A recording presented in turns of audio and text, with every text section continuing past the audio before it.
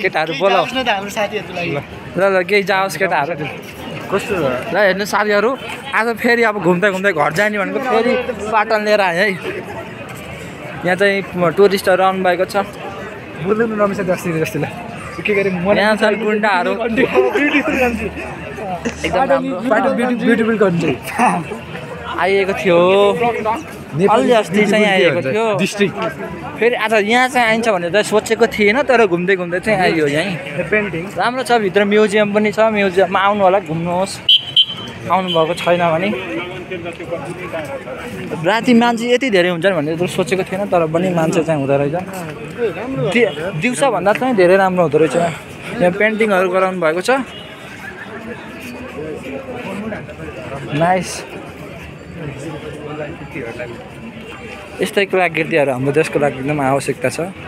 कहाँहरू भित्रतिर camera फोटोमा गरौँ न हेर्न सक्नुहुन्छ यति राम्रो छ नि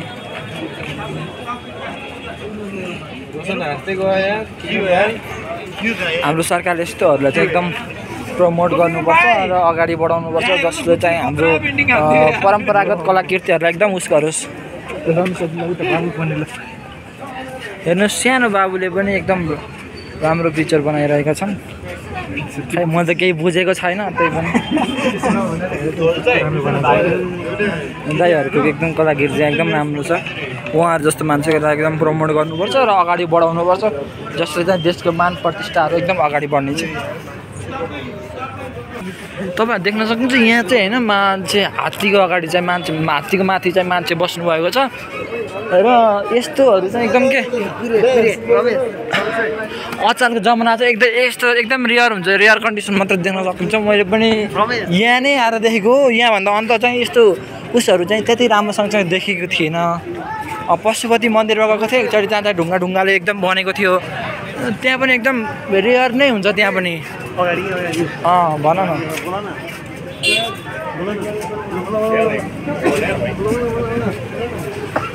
एकदम विदेशी मान्छेहरू आउनुहुन्छ यस्तै कलाकृतिहरू भयो भने चाहिँ होइन हाम्रो चाहिँ ठाउँ के एकदम प्रमोट हुन्छ र विदेशहरू मान्छेहरू चाहिँ एक आपसमा चाहिँ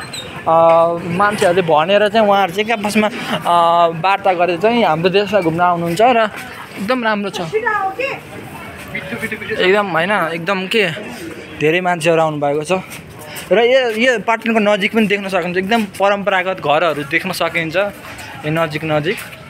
र अलि टाढा गएपछि चाहिँ अलिक एकदम मोडर्नहरू देख्न सकिन्छ तर त्यो मोडर्नहरू भन्दा पनि एकदम यो परम्परागतहरूले चाहिँ हाम्रो कला संस्कृतिहरूलाई चाहिँ एकदम राम्रो गराउँछ यस्तोहरूले चाहिँ होइन भैँचालो आयो भने त्यसरी लड्ने सम्भावना हुँदैन सम्भावना भए पनि मान्छेहरू चाहिँ मर्ने सम्भावना एकदम नै कम हुन्छ र यहाँ यस्तो एउटा दरबार भएको कारणले चाहिँ यता नजिकहरू एकदम बिजनेसहरू चाहिँ एकदम प्रमोट भइरहेको छ र धेरै मान्छेहरू आउनुभएको छ बाटो चाहिँ अलिक ठुलो भइदिएको अझै बेस्ट हुन्थ्यो होला ठिकै छ पहिलादेखि नै भएर चाहिँ एकदम सानो भएर पनि होला यहाँ त एकदम भिडहरू बढिरहेको छ देख्यौँ आज चाहिँ हामी चाहिँ भित्र चाहिँ म्युजियममा चाहिँ गयो होइन किनभने राति घुम्दै घुम्दै आएको थियो त्यही कारणले म्युजियमभित्र चाहिँ पसेन परविन केही भन्थ्यौ त यिनी चाहिँ परविन हुन् केही भन्थ्यौ न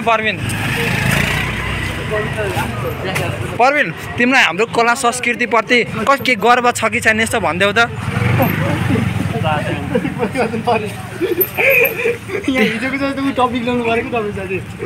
एकदम अब है साथै अब होइन मजाकमा मजाक हुन्छ तर होइन यस्तो सिरियस कुरामा चाहिँ एकदम मजाक गर्ने चाहिँ एकदम रियर नै हुन्छ कि मजाक गर्न चाहिँ अलिक मिल्दैन साथीहरू त्यही भएर चाहिँ हामी चाहिँ मजाक गर्ने मुडमा चाहिँ छैनौँ तपाईँहरूले यहाँ पनि देख्न सक्नुहुन्छ एकदम परम्परागत रूपमा मन्दिर चाहिँ एकदम ठुलो छ के एकदम पुरानो मन्दिर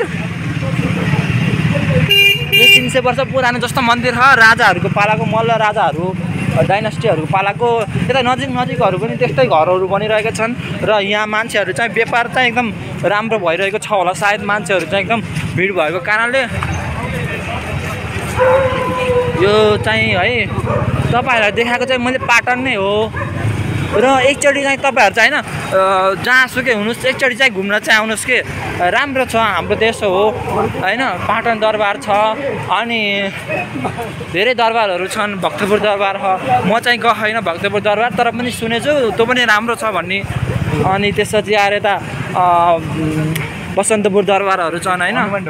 यता एउटै हो त्यो दुइटै हो, बसन्तपुर र हनुमान ढोका दरबार स्क्वायर एउटै हो। हनुमान ढोका दरबार स्क्वायर भन न मान्छे ठ्याक्क।